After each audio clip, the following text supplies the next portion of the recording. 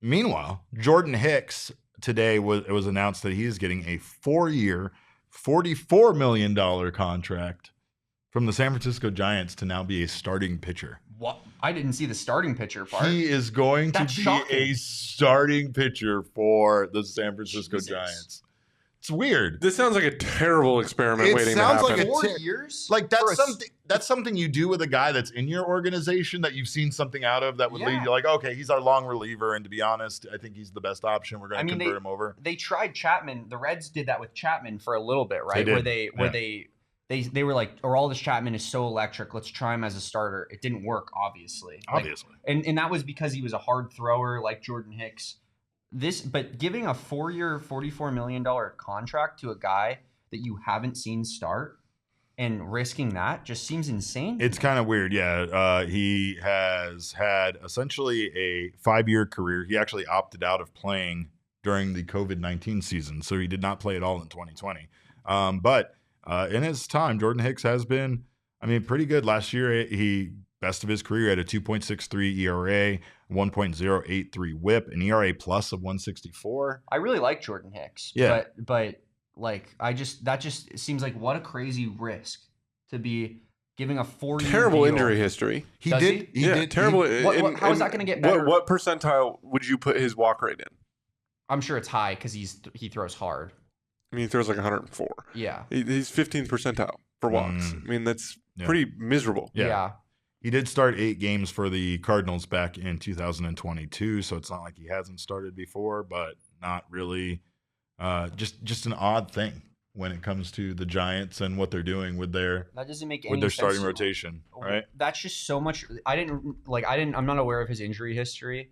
That even makes it worse.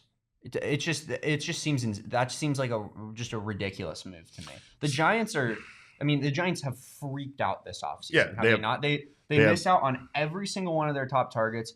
They signed Lee, right? And Lee was like $111 million for a guy who hit 5 home runs in the KBO. He was projected to get half that. He hit 5 home runs in the 3rd best league in professional league in the sport. They made the trade with the Mariners to bring in Robbie Ray, and so now they have Logan Webb, Ross Stripling, Robbie Ray. If they go out and get Blake Snell, is that a win for them this offseason? Their rotation would be damn good. Yeah, and maybe they go out and get Bellinger.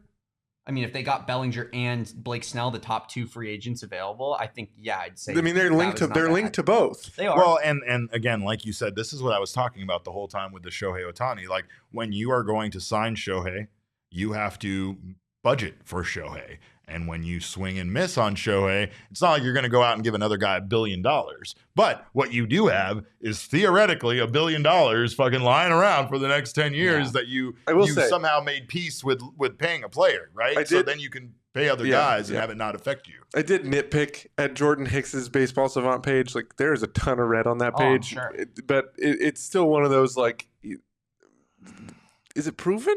PC Yoshi says he used to be a starter, so I guess he has experience. He started 8 games. Yeah, he came into the league as a starter. Okay. Started 8 games last year. I would probably wager a good amount of those were as an opener. 2022. 2022. 4 years is too much, though. That's the problem. 4 years, $44 million. He got more money than Marcus Stroman, and how do you justify if it that? was 1 year, $11 million, and it was like a prove it that you can start and then move on, and then we'll go from there, that would make sense to me. But 4 years when the guy has not, I guess they assume that they could probably just throw him back in the pen if they need to. I guess that would probably be the assumption. Well, and the Giants are notorious for kind of flipping guys around and such, right? So it's not like it's something that they're going to shy away from doing. If they're the bullpen game gods. Yeah. So like maybe they make Hicks the opener. Yeah. He's really more of a pitches 4 innings. A glorified relief pitcher. He pitches 3 innings and then he leaves the game. I can see that.